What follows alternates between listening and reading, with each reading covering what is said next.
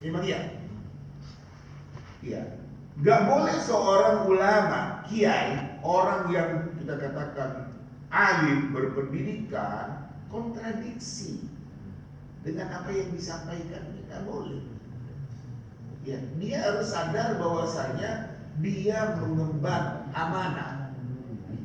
Siapa lagi yang akan dipegang, dijadikan panutan kalau orang seperti kiai melanggar? Lah itu adalah keberhasilan setan sehingga meruntuhkan kepercayaan. Kiai aja seperti itu. Kiai aja seperti itu. Jadi orang-orang yang kita katakan dia alim loh, dia orang berpendidikan, dia membawa amanah dengan keimanannya, dengan keilmuannya yang memang dituntut. Sepertinya Ustaz gak boleh salah. Salah, jatuh total, gak percaya orang-orang kepada dia. Akan seperti itu. Jadi kehati-hatian seorang ustaz, seorang alim, seorang kiai, kita katakan seorang yang dia itu Masya Allah, dia punya pendidikan tinggi, memang iya. Iya, memang iya. Kalau dia sengaja melanggar, fatal sekali. Ini cerita hadis.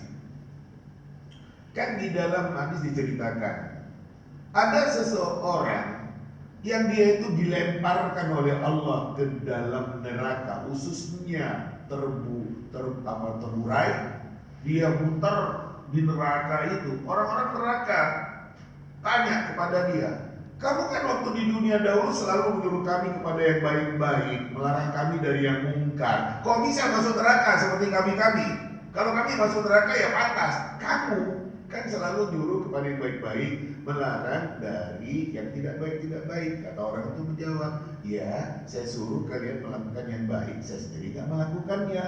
Saya larang kalian dari perbuatan yang tidak baik, saya lakukan. Loh fatal.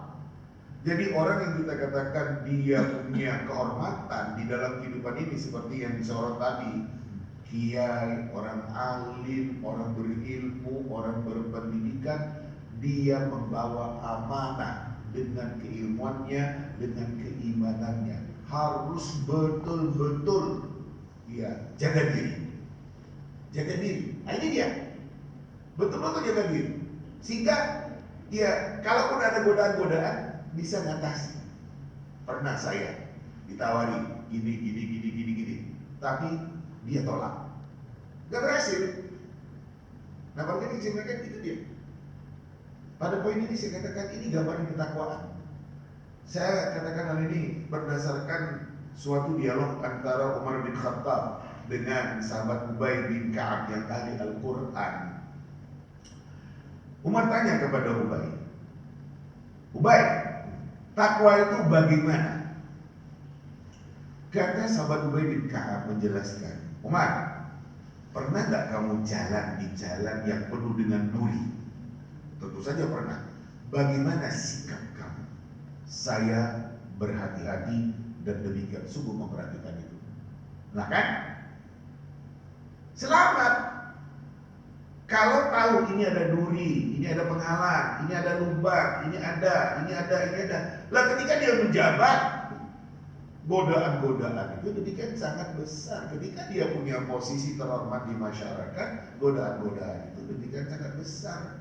Makanya saya katakan ada amanah yang diemban oleh orang alim, oleh kiai, oleh ustaz, oleh orang yang berpendidikan. Kalau kamu sendiri melanggar, siapa lagi yang akan dijadikan panutan? Nah kan ini dia dalam kehidupan kita. Orang ngerti hukum melanggar, lah kepada siapa lagi kami akan percaya? Hilanglah kepercayaan itu. Kamu ngerti hukum, kamu melanggar, berbahaya.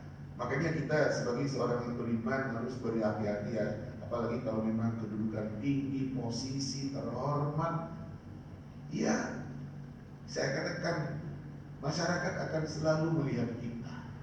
Saya sebagai seorang dai, sebagai orang ustadz, betapapun menyembunyikan diri, gak akan bisa. Saya mendapatkan suatu nasihat dari guru saya. Ketika seorang ustadz itu, seorang dai itu berkhutbah di atas mimbar, matanya hanya dua melihat orang-orang. Sementara mata orang-orang melihat dia ratusan, ribuan. Kenal. Melakukan yang tak benar, fatal. Ya kan? Jadi memang kita harus berhati-hati. Siapapun kita harus berhati-hati sebab yang namanya godaan-godaan itu pasti ada. Dan kita harus bisa mengatasi godaan-godaan yang ada. Dan ada orang yang kita katakan dia selamat dari godaan, dia tidak tercela ketika dia menjabat, dia bersih. Ada.